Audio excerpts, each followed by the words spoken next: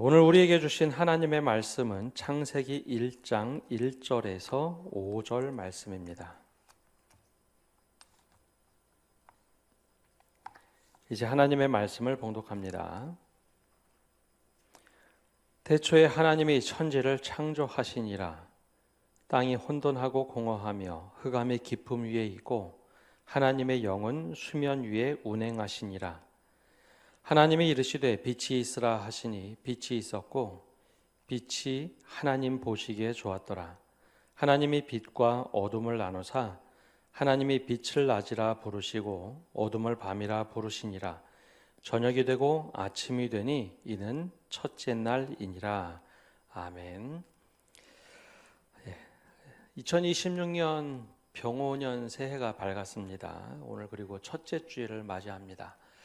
올 한 해 우리 교회는 말씀과 기도로 세워지는 공동체라는 주제로 한 해를 열어가려고 합니다. 이제 공동체를 세워간다, 말씀과 기도로 세워지는 공동체를 이루어간다라고 하면 공동체 이전에 우리 성도님 한 분 한 분이 말씀과 기도로 온전히 세워져야 공동체가 세워질 수 있습니다. 그래서 올 한 해 다들 개인적으로 말씀으로 또 기도로 한 해를 세워가시는 성도 여러분이 되시기를 바랍니다. 근데 제일 먼저 우리가 말씀을 좀 보려고 하는데요. 하나님의 말씀인 성경이 도대체 우리에게는 어떤 의미일까라는 겁니다. 신앙생활 처음 시작하는 분들은 성경은 어려우니까 예배만 잘 드리고 신앙생활 하면 되지라고 생각하시는 분들도 계십니다. 또 신앙생활 오래 하신 분들은 성경 예전에 그 말씀 다 읽었기 때문에 내용을 알고 있다라고 해서 오히려 성경, 즉 하나님의 말씀에 대해서 소홀하게 생각하는 경우도 있습니다. 그 말씀 내가 잘 알고 있지, 이야기를 안다는 거죠. 또 요즘의 젊은 세대들은 성경 말씀이 그 오래전에 기록되어서 최근에 부상하고 있는 과학적인 사고방식이나 합리적인 생각에 비해서 좀 너무 더 구시대의 말씀이 아닌가라는 생각도 하곤 합니다.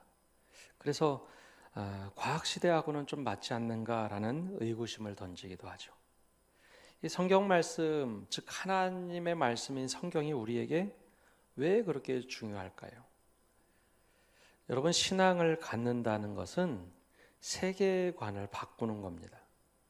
내가 배워오고 내가 익숙하고 또 자연스럽게 생각하는 그 사고 체계인 세계관을 하나님의 관점으로 세계관을 바꾸는 것이 바로 신앙입니다. 그래서 그 신앙을 가지고 살기 위해서 우리는 하나님의 말씀인 성경을 알아야 우리가 신앙생활을 하면서도 세속적으로 살지 않고 세상 속에 살면서도 믿음을 가지고 살아갈 수 있는 것, 바로 그게 하나님의 말씀인 성경입니다. 그 성경 말씀의 가장 중요한 첫 번째 장인 창세기가 바로 이 세계관을 이야기하고 있습니다. 우리가 어떠한 믿음을 갖고 살아야 되는가, 그것을 소개하고 있죠. 한번 말씀 속으로 함께 들어갑니다. 우리 창세기 1장 1절 말씀, 너무나 잘 아는 말씀인데 우리 함께 읽어보겠습니다. 태초에 하나님이 천지를 창조하시니라. 아멘. 하나님이 태초에 하나님이 천지를 창조하셨다라는 말을 좀 더 정확하게 번역을 하면 하나님이 말씀하시니 천지가 있었다라는 겁니다. 이 말씀을 똑같이 요한복음 1장 1절에도 이렇게 말을 합니다. 태초에 말씀이 계시니라. 이 말씀이 하나님과 함께 계셨으니 이 말씀은 곧 하나님이시니라. 이게 도대체 무슨 뜻일까요? 태초에 하나님이 천지를 창조하셨다라고 하면 먼저 우리가 과학시대를 살고 있기 때문에 창조론을 머릿속에 떠올립니다. 마저 하나님이 이 세상, 천지라고 하는 것 한자로 번역했는데요. 그 하늘과 그 땅을 만드셨다. 그래서 하나님이 세상을 만드신 분, 그렇게만 생각을 합니다. 그래서 이 창조론과 진화론에 대한 충돌이 여기서 일어나지 않느냐라고 과학적 사고방식을 가지고 있는 우리에게 도전을 하죠. 근데 이런 고민은 불과 100년도 채 되지 않은 고민이고요.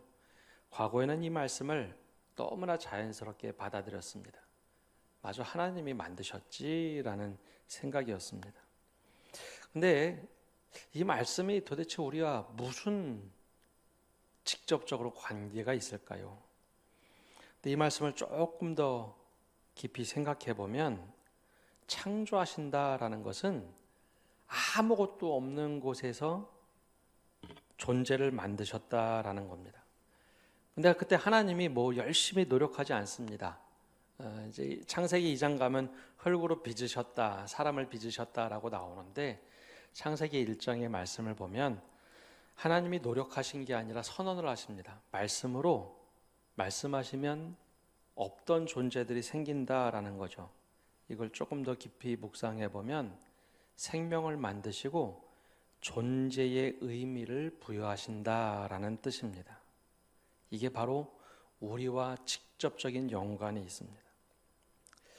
여러분, 사람이 하나님께서 만드신 존재이기 때문에 말의 힘을 가지고 있습니다. 여러분, 동물들은 짖거나 혹은 운다라고 표현하죠. 물론 동물들이 소통을 합니다.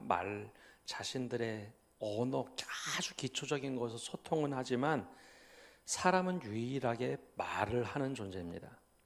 우리 감정도 말로 쏟아내고 생각도 말로 표현을 하죠. 그래서 사람은 아주 독특하게 지음을 받은 존재입니다. 근데 어설프게 말을 쓰기 때문에 우리의 존재에 대해서 우리가 의미를 부여하는 게 아니라 우리는 어디에다 의미를 부여하느냐? 우리가 살아갈 때 역할에 대한 의미를 참 많이 부여하면서 살아갑니다. 여기 계신 분들 아버지들이 계시고 어머니들이 계시고 가장도 있습니다. 어머니로서의 역할을 지나치게 많이 부여할 때 어머니로서 열심히 살아가다가 자녀들이 떠나는 순간이 옵니다. 죽는다는 표현이 아니라 부모로부터 떠나갈 때, 그때 많은 어머니들이 굉장히 공허함을 느낍니다. 어머니의 역할이 딱 중단되면 이제 뭐 하지? 내가 어떤 사람으로 살아왔을까라는 충격을 받는다고 하죠. 그래서 그걸 보고 빈둥지 증후군이다라고 얘기합니다.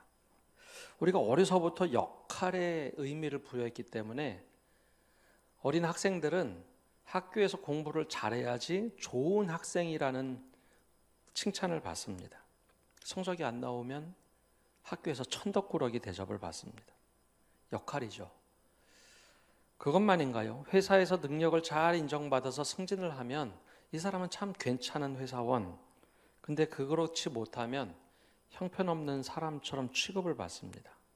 역할, 내 노력에 거기에 의미를 부여받고 있죠. 그래서 그렇게 못하면 굉장히 이상한 사람 취급을 받습니다.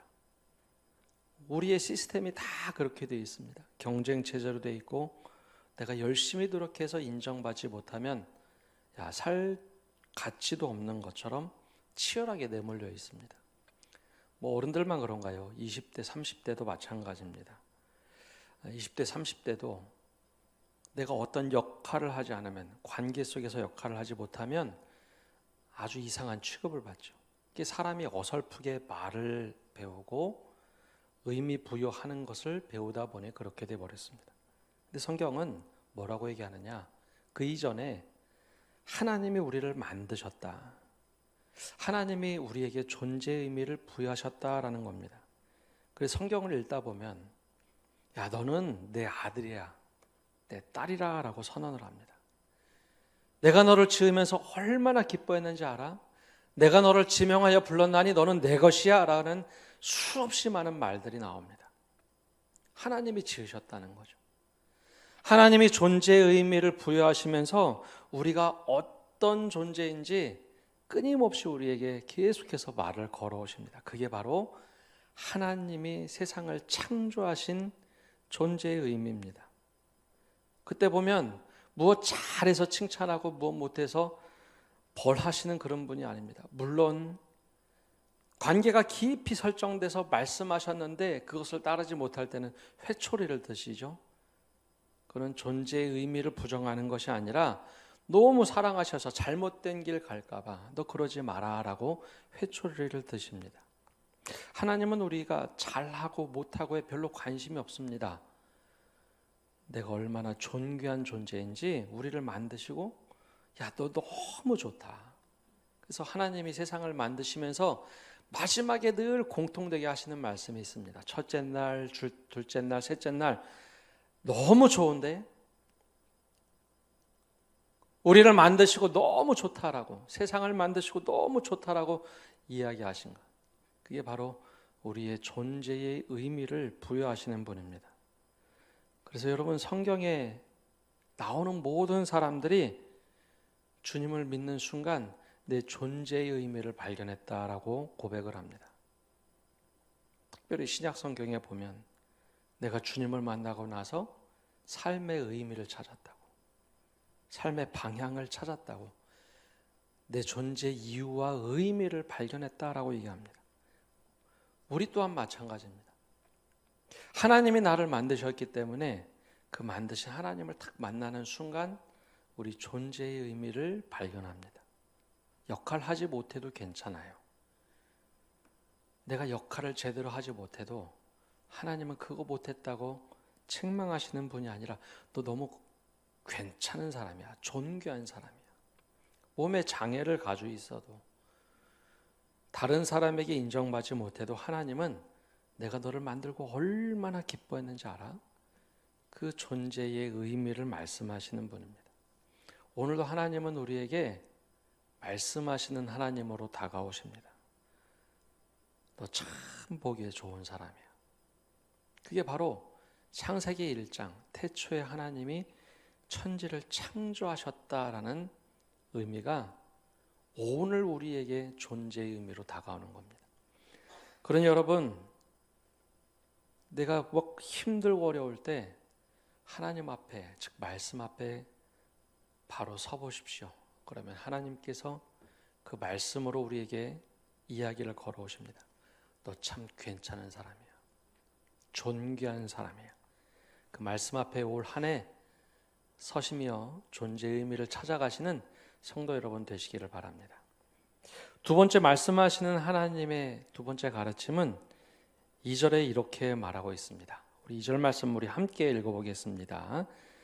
땅이 혼돈하고 공허하며 흑암이 깊음 위에 있고 하나님의 영은 수면 위에 운행하시니라. 아멘. 뭐를 말씀하시느냐? 우리가 이 세상의 모습, 우리가 세상이 좋다, 참 발전하고 발달하고 다 괜찮은데 성경은 세상을 공허와 혼돈, 어둠이 있는 곳이다라고 규정을 합니다. 그 속에서 하나님께서 질서를 만드시며 창조하셨다라고 말씀하십니다. 여러분, 하나님이 세상을 만들기 전에 이 세상은 공허하고 혼돈스럽고 흑암이 깊은 곳이라고 말씀하고 있죠. 하나님이 부지하면 그런 세상이 옵니다. 처음에 그런 곳에서 하나님이 질서를 만드시며 세계를 만드셨죠. 근데 죄가 들어오면서 또 세상이 무너지기 시작합니다. 깨진 세상이 되어버리죠. 그 말씀이 어디에 자세히 나와 있냐면 로마서 1장에 자세하게 나와 있습니다. 그렇게 만드셨는데 로마서 1장 21절을 보면 하나님을 알되 하나님을 영화롭게도 아니하고 감사하지도 아니하고 오히려 그 생각이 허망하여지며 미련한 마음이 어두워졌나니. 창세기 1장으로 다시 돌아가죠. 우리가 살아가는 시대는 발전은 합니다. 편리해집니다. 그런데 어느 순간 하나님의 뜻을 잊어버리면 무질서해지고 공허하고 흑암이 가득한 곳으로 변해갑니다. 역사에서 여러 번 우리가 이걸 경험했는데요. 이제 100년 전에 산업혁명이 막 일어났을 때 세상은 어마어마하게 발전을 했습니다. 과거 2000년 아니 수천 년 인류가 살아왔던 모든 것보다도 훨씬 더 많이 진보를 이루었죠. 산업혁명이 일어나고 페니실린을 발견하고 지식이 막 축적되면서 그때 처음으로 유토피아라는 생각을 했습니다. 이제 됐다. 근데 불과 수십 년 지나지 않아서 더 잘 살아보려고 우리가 흔히 말하는 세계 1차 대전, 2차 대전이 벌어졌죠. 그래서 모든 것을 다 황폐하게 만들었습니다. 여러분, 요즘에 AI가 등장했다고 해서 사람들이 떠들썩합니다. 누구는 잘 활용하자, 누구는 이것이 나중에 두려움으로 찾아오는 건 아닌가라는 공포심이 있죠. 여러분, 우리 사회가 점점 발전하지 않습니까? 발전하면 다 잘 살아야 될 것 같은데, 다 편안하게 살아야 될 것 같은데, 하나님의 부재 시간이 길어지면 사람들이 엉뚱한 데 욕심을 냅니다. 또 한 번 무너지죠. 여러분, 우리 사회도 50년 전과 지금 비교해 보면 얼마나 잘 살고 얼마나 사회가 투명해졌습니까? 근데 몇십 년마다 한 번씩은 꼭 우리 스스로 이 사회를 완전히 망가뜨립니다. 정치인이 망가뜨리기도 하고 기업이 사회를 망가뜨리기도 합니다. 그게 공허하고 혼돈이 있다라는 거죠. 여러분, 성경에서 말하는 세상을 규정하는 것, 혼돈, 공허, 흥합이 있다고 하는데 혼돈이란 게 도대체 뭘까요? 토후라고 하는 히브리어는 방향과 목적이 없는 것을 혼돈하다라고 얘기합니다. 그래서 우리가 살아가면서 혼돈스러운 세상에서 종종 길을 잃습니다. 악은 아니지만 내가 열심히 이렇게 살아오면 이 길로 쭉 가면 될 것 같은데 길이 사라져 버리죠. 그게 바로 혼돈스러운 세상이죠. 공허한 것은 비어 있다, 생명이 없다라는 겁니다. 여러분, 돈 많이 벌면 좋죠. 돈 많이 벌기 위해서 종종 기업들은 사람들의 생명에 전혀 눈 끔쩍 안 하고 갈 때도 있습니다. 돈을 벌고 내 자아 실현을 하기 위해서 회사를 다니는데 그 회사가 사람을 더욱더 옥죄일 때가 있습니다. 그때 공허함이 확 밀려오죠. 생명이 부재한 곳이 내 일터가 되는 경우도 있습니다. 흑암은 캄캄한 세상, 그게 어두움이다라고도 할 수 있겠지만 구별이 불가능한 것, 이게 선인지 악인지 방향을 잃어버린 상태. 근데 하나님이 혼돈과 공허와 흑암이 깊은 곳에서 하나님이 세상을 창조하시니까 질서가 생깁니다. 이거 잘못됐어 라고 막 무너뜨리는 게 아니라 질서가 생기고 길이 생기더라라는 거죠. 근데 이걸 기가 막히게 성경은 표현을 하는데요. 혼돈과 공허와 흑암의 깊은 곳을 성경에서는 광야라라고 부릅니다. 한번 그 다음 자막 한번 띄워줘 보시면요. 여러분, 창조하다라는 말이 마라라는 히브리어인데요.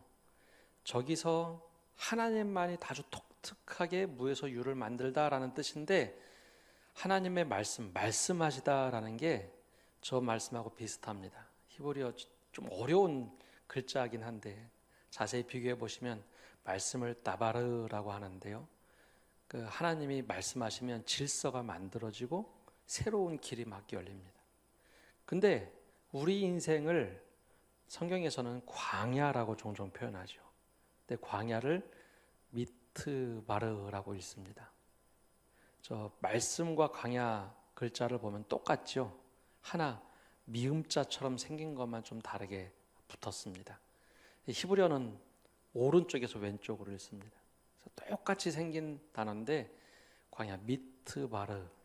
이 광야가 대표적으로 혼돈과 공허함이 있는 곳, 어둠이 있는 곳, 생명이 살지 못하는 곳을 이야기합니다. 그래서 여러분, 창세기 넘어서 출애굽기가 얼마나 중요하냐면 우리 인생을 광야로 비유합니다. 광야. 공허하고 때로 혼돈스럽고 어디로 가야 될지 모를 때. 근데 기가 막히게도 그 광야에서 하나님이 말씀하기 시작하죠. 여러분, 우리가 혼돈과 공허할 때 하나님의 말씀이 우리한테 오셔서 질서를 만들고 길을 만드십니다. 그래서 하나님의 말씀이 중요한 겁니다. 우리가 인생의 길을 잃는 경우가 있어요. 이거는 젊은 청년들도 연세가 드신 어른들도 내가 이거 잘 살아왔나 공허하고 혼돈스러울 때가 있습니다. 그때 그 자리가 하나님의 말씀이 시작되는 자리라라는 겁니다. 야, 그렇게 가는 것 잘못된 거야. 이 길로 가야지. 그래서 이 구약 성경에서 출애굽기는 죄에서부터 나왔지만 어디로 가야 될지 혼돈스럽고 어려울 때 불기둥과 구름기둥으로 하나님이 계속해서 말씀하시며 인생의 길을 어디로 가도록 말씀하신 것이 출애굽기입니다. 지금 우리도 마찬가지입니다. 여러분, 혼돈스럽고 무엇인가 결정할 수 없을 때 내가 열심히 달려오면 이 길이 만들어져야 되는데 내 길의 뒤안길을 보니까 아무런 의미가 없을 때 하나님 우리에게 말씀으로 다가오십니다. 야, 길은 이렇게 살아가는 거야. 야, 우리 인생길은 이렇게 살아가는 거야. 그게 바로 말씀하시는 하나님, 우리에게 말을 걸어오신 하나님입니다. 그래서 그 앞에 서면은 우리의 인생길이 앞길이 쫙 펼쳐 보여지는 것이 아니라 하루하루 어떻게 가야 될지를 알려주십니다. 공허한 곳에서, 혼돈스러운 곳에서 내가 어디로 가야 될지 깜깜할 때 하나님의 말씀을 걸어오십니다. 그게 바로 우리에게 주어진 이 성경 말씀입니다. 기계를 어떻게 잘 사용하고 무엇을 돈을 잘 벌고가 아니라 인생의 방향길을 어떻게 살아가야 될지 말씀하신 하나님. 그래서 여러분, 올 한 해 첫 번째는 존재의 의미를 잘 발견하시고, 두 번째는 내가 어디로 가야 될지 말씀을 통해서 길을 찾아가시기 바랍니다. 하나님이 우리에게 깊이 묵상하면 묵상할수록 어떻게 해야 될지를 알려주실 겁니다. 광야 같은 미트바르에서 하나님의 말씀 다바르를 찾아가는 것. 그래서 광야 같은 인생을 사는 비결은 하나님의 말씀으로 살 수 있습니다. 여러분, 이 한 해 여러분 말씀으로 살아내시는 성도 여러분 되시기를 바랍니다. 세 번째로 말씀하시는 하나님은 빛을 만들어 가십니다. 우리 3절과 4절 말씀 우리 함께 읽어보겠습니다. 하나님이 이르시되 빛이 있으라 하시니 빛이 있었고 빛이 하나님이 보시기에 좋았더라. 하나님이 빛과 어둠을 나누사. 아멘. 여러분, 하나님이면 어둠 흑암이 깊다라고 하면 흑암을 막 꾸짖고 너 잘못했어, 너는 그렇게 살면 안 돼 라고 막 어둠을 막 물리치시고 할 것 같은데 그렇게 하지 않으시고 제일 먼저 하신 것은 빛이 있으라 빛을 만드시는 분입니다. 빛을 만드시는 분. 어둠은 제거 대상이 아니라 구분의 대상입니다. 성경은 어둠이라는 곳, 그것을 부정하지 않습니다. 대신 구분을 하죠. 빛과 어둠을 나누시는 분입니다. 먼저는 빛을 만드시죠.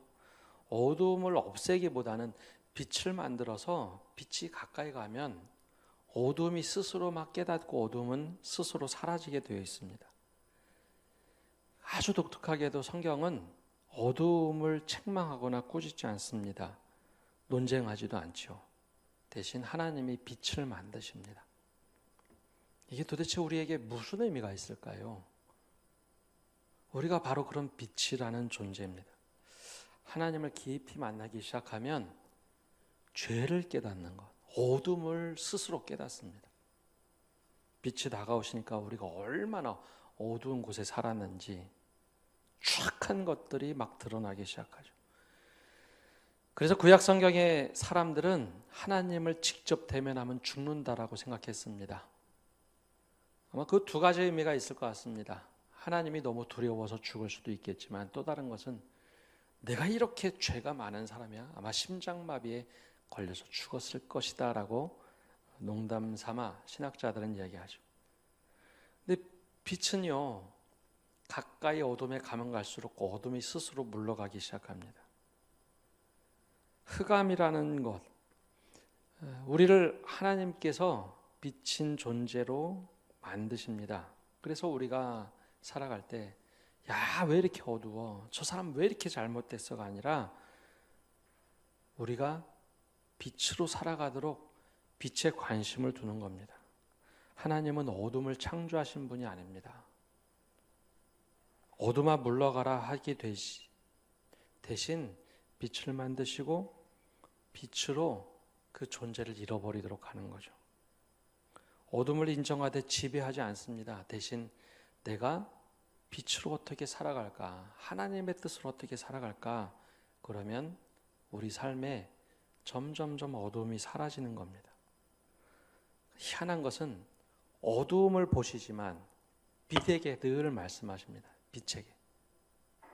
어둠이 분명히 있는데 어둠을 막 책망하기보다는 넌 빛에서 살아가라. 우리에게 바로 그 말씀을 하시는 겁니다.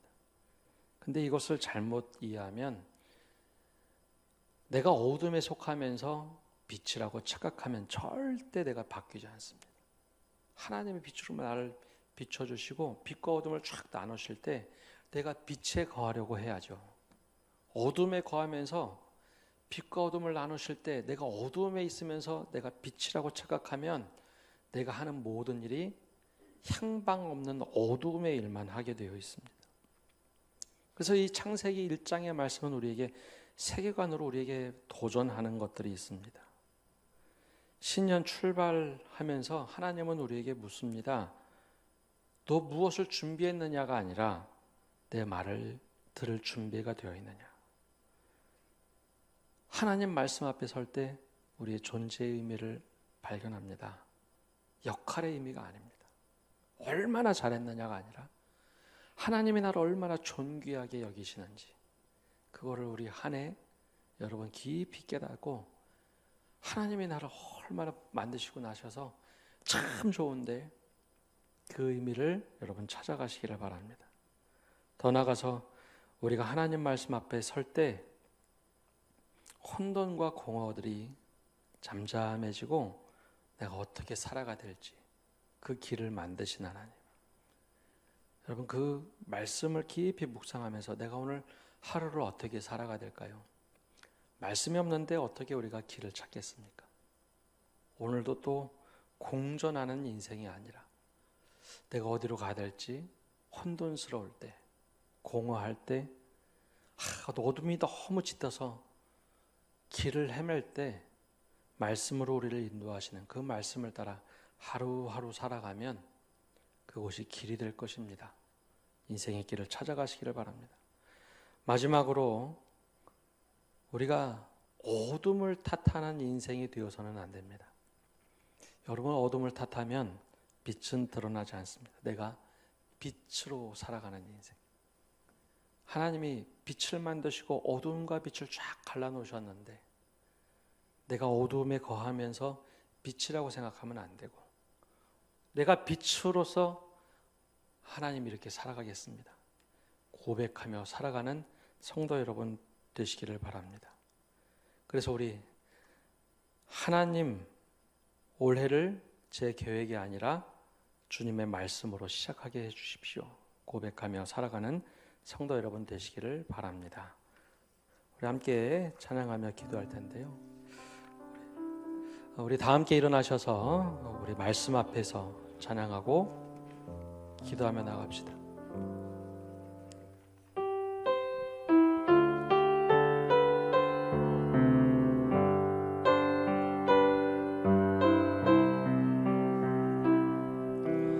말씀 앞에서 경외함으로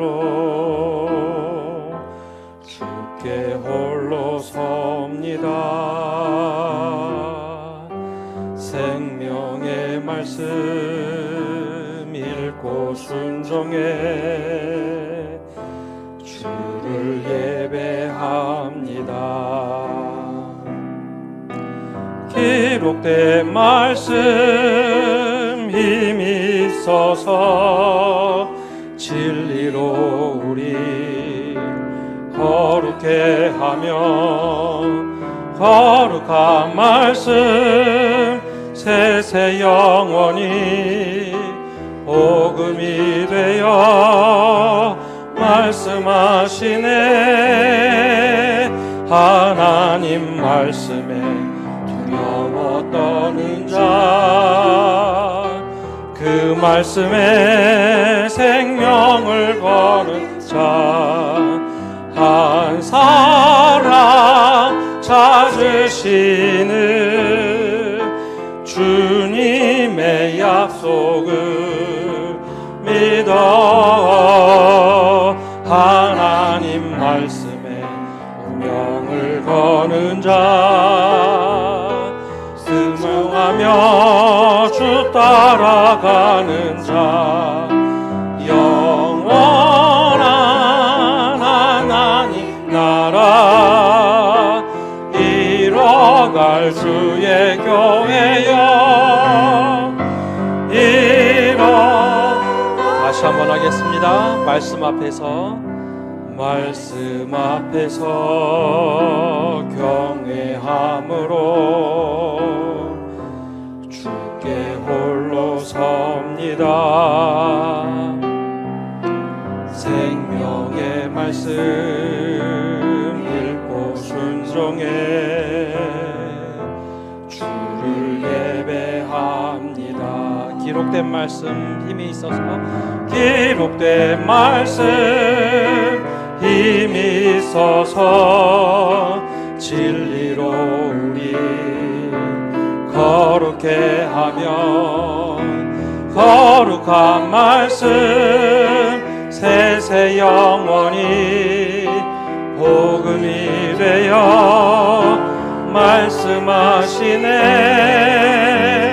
하나님 말씀에 두려워 떠는 자, 그 말씀에 생명을 거는 자, 한 사람 찾으시는 주님의 약속을 믿어. 하나님 말씀에 운명을 거는 자, 순종하며 주 따라가는 자, 영원한 하나님 나라 이뤄갈 주의 교회여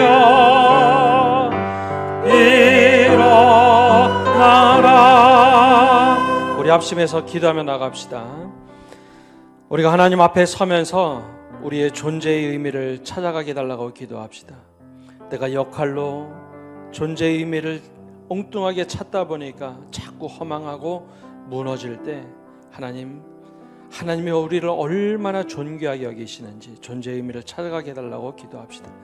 두 번째, 우리 기도하실 때에 하나님, 우리가 광야 같은 인생을 살 때, 어디로 가야 될지 모를 때 주님께서 길을 만드신 것처럼, 질서를 세우신 것처럼 말씀에 따라 살아가는 저희 되게 해달라고 우리 기도합시다. 마지막으로, 주님, 어둠 속에서 어둠을 탓하고 원망하는 인생이 아니라 빛으로 만드시며 빛과 어둠을 가르셨는데 우리가 빛에 속한 사람이 되게 해달라고, 빛된 삶을 살게 해달라고 우리 간절한 마음으로 합심해서 기도하며 나가겠습니다.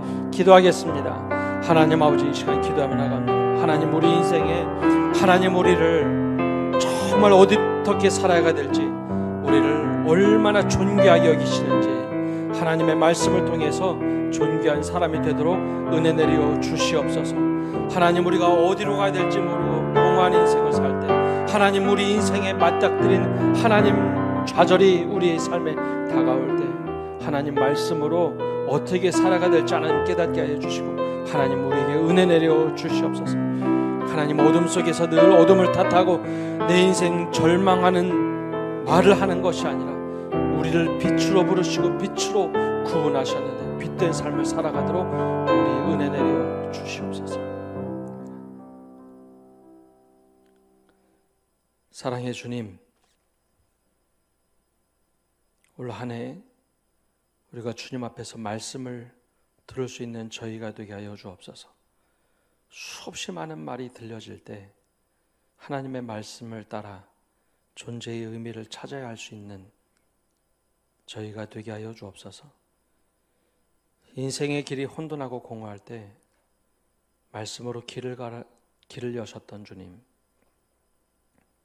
그 말씀을 따라 살아갈 수 있는 저희가 되게 하여 주시고, 어둠 속에 거하는 자가 아니라 빛에 거하며 빛으로 살아가는 저희 되게 하여 주옵소서. 그 은혜를 가지고 한 해를 살아가면서 하나님 말씀으로 이겨내는 저희 되게 하여 주옵소서.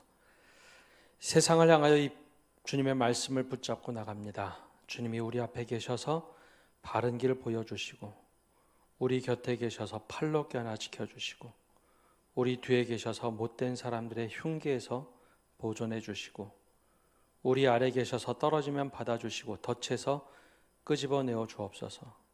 우리 안에 계셔서 슬퍼할 때 위로해 주시고, 우리 둘레 계셔서 남들이 덮칠 때 막아주시고, 우리 위에 계셔서 복 내려 주옵소서.